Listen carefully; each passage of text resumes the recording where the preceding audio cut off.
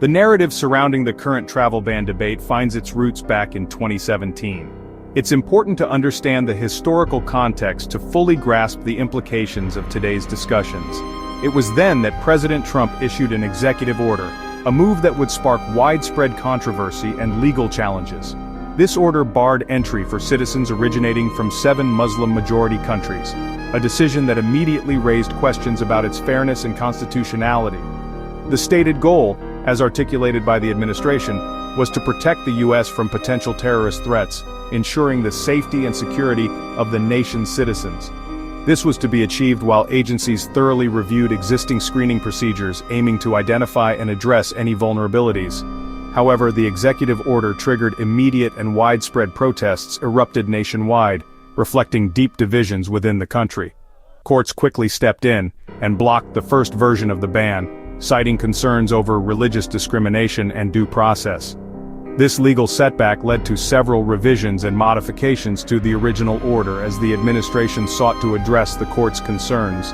The final version of the travel ban was eventually upheld by the Supreme Court in 2018, marking the end of a protracted legal battle. Notably, this final version included some non-Muslim majority countries like North Korea and Venezuela, broadening the scope of the restrictions. The administration consistently argued that the policy targeted countries with demonstrably poor security standards, rather than singling out specific religions.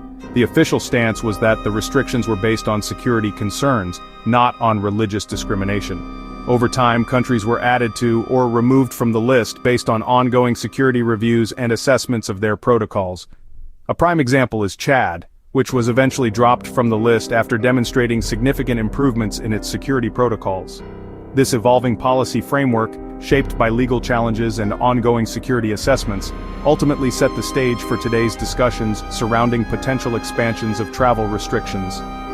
These discussions revolve around the possibility of expanding travel restrictions to encompass a much larger group of nations, raising new questions and concerns.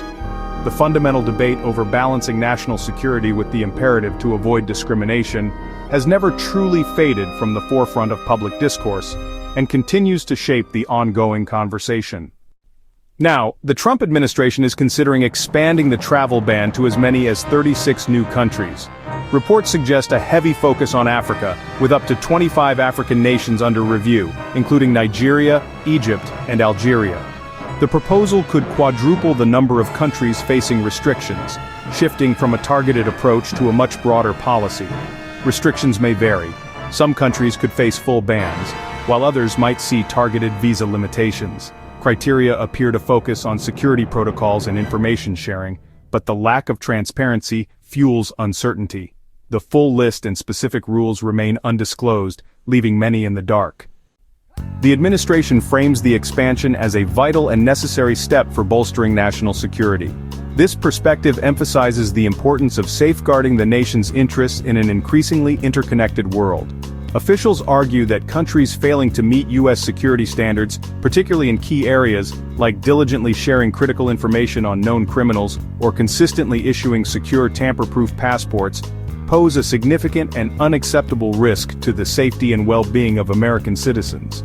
The Department of Homeland Security meticulously reviews each country's level of cooperation and the strength of their security infrastructure. Supporters claim the policy effectively incentivizes crucial improvements in security protocols and information sharing worldwide, citing Chad's successful removal from the list after implementing substantial reforms as a prime example. The administration insists that the established criteria are applied consistently and fairly on a global scale, and are absolutely not based on religious affiliation or geographic region. Including countries like North Korea and Venezuela, nations with strained relations with the U.S., is strategically used to counter potential claims of discrimination or bias in the policy's application. The relatively high number of African nations currently under review, they argue, genuinely reflects existing security gaps and vulnerabilities, and is not indicative of any targeted bias or prejudice.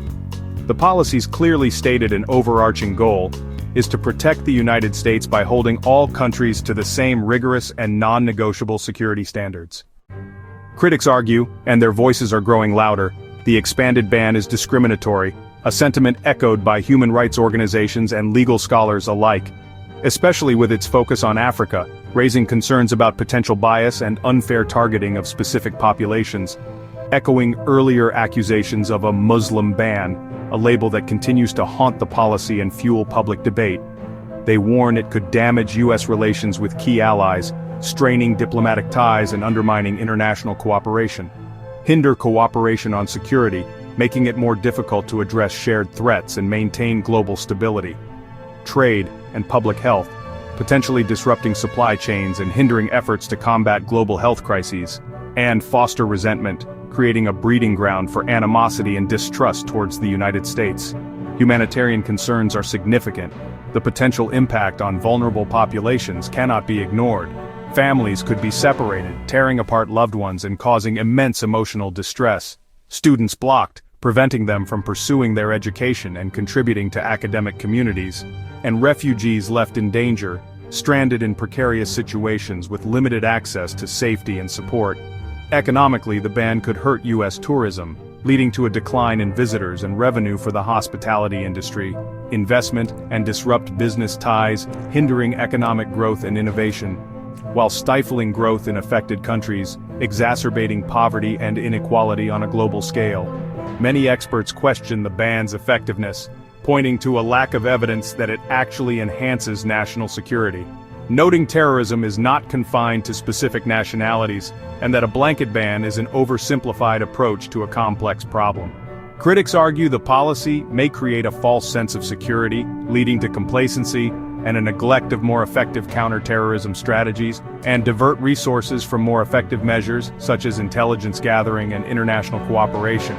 They advocate for stronger intelligence, emphasizing the need for accurate and timely information to identify and address potential threats, and universal screening, ensuring that all travelers are subject to the same level of scrutiny regardless of their nationality, rather than nationality-based bans which are seen as discriminatory and ineffective.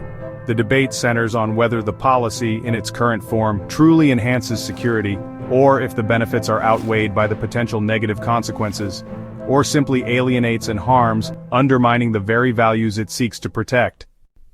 The fate of the proposed expansion is uncertain. No final decisions have been made.